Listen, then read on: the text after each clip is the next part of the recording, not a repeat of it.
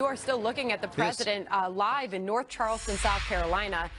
Still getting a tour of the plant there. He just came out of the airplane, and I wanted to point out that as John Roberts was delivering his report, the president's daughter, Ivanka Trump, and her husband, Jared Kushner, came down the stairs. They, too, were getting a tour of the new airplane, and he was also standing, the president was standing with the CEO of Boeing there. So the president is still making his way around the facility. With more on this, let's bring in Katherine Timpf, columnist with the National Review and a Fox News contributor. Marjorie Clifton is a former consultant to Obama's campaign and principal at Clifton Consulting. Kat Timpf, I'll start with you first. As we're still looking at these live images of the president doing what arguably he does best, and he is talking business, he is talking jobs, and he is touting that he is going to put America and its workers first. Kat? Absolutely, that he does that best, and he does rallies very well too. Tomorrow, very good move. This was a very good move. Kind of distracts a little bit from the tough week he's been having with Flynn, with Puzder, with Russia. And you know, if you do things like this, it can be a distraction. Doesn't make the problems go away. It's kind of like if you have problems in your marriage, your relationship. Sometimes couples go to Florida, and the sunshine can be very distracting away from the problems. So, great call. And Marjorie, he did point out in his speech just moments ago that the business climate in the U.S.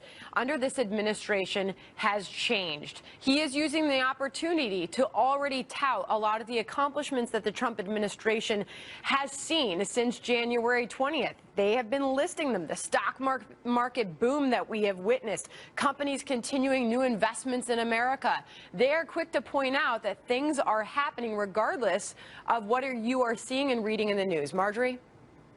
Well, he is a brilliant salesman, and that we know. And I think, you know, this kind of an endorsement that Boeing's getting and other brands have both essentially been fearful of his criticism as well as hoping for his endorsement, because it does amazing things to have the president standing up for your brand. But I think the real question is the implications of greater policy issues. And while, you know, the average American doesn't want to hear about this, we just want to hear everything's going to be great. You're going to be fine.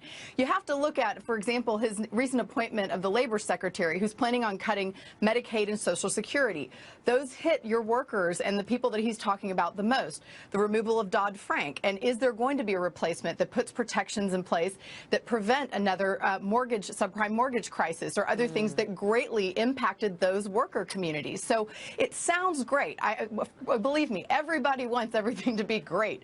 But I think the greater concerns we have around Russia, the instability of... Certainly this was a positive voice coming from the president himself today, as you just see those live images of him now boarding Air Force One in North Carolina, South Carolina, North Charleston, I'm sorry. And he does have that rally tomorrow. And Kat, I want to run this by you because the Washington Post, Philip Bump put out this piece. The simple reason that Trump is holding a rally in Florida this weekend, he says, to demonstrate that he's winning. And you could argue, and I'll show you Reince Priebus on Fox and Friends this morning saying there's no better person to speak for the president than the president himself. Listen to this. There's no person better to speak for President Trump than President Trump, and he's extraordinarily talented, and he's a great salesman, and he knows how to communicate. It was an effective way to sum up what his message was yesterday, and he did a fantastic job. And he arguably just did that again. Kat? Yeah, absolutely. He knows how to control the news cycle. He's going to go to this rally. He's going to say some memorable things. People are going to be talking about that on Twitter, and they're not going to be talking, at least for a little bit, about some of the problems that have happened this week. He knows he's going to be talking about the crowds. People are going to be fired up because the people who love Trump, they love Trump a lot, and they're going to be out in full force. It's going to be good for him. It's going to be something on TV that's positive instead of some of the negative things. And Marjorie, he did tout that he is going to have a massive crowd at that rally in Florida this weekend. Always. It's going to be huge. But, you know, I think that one of the challenges is, and concerns, is his sensitive ego. And he has the lowest approval rating of any president in history. And while he has some very excited supporters, there are not a lot of members. There's not a lot of people in his administration lining up to support him. So, you know, is this a mental health exercise? I need this so that I can still be great. The fact that he still needs to mention his numbers in the election, he already won. Why that continually comes up when he's asked a difficult question, I think those are the things that concern people. All right, Marjorie Clifton, Kat Timpf, thanks to both of you for jumping on, joining us following the president's comments. And as you just saw, he's boarding Air Force One on his way.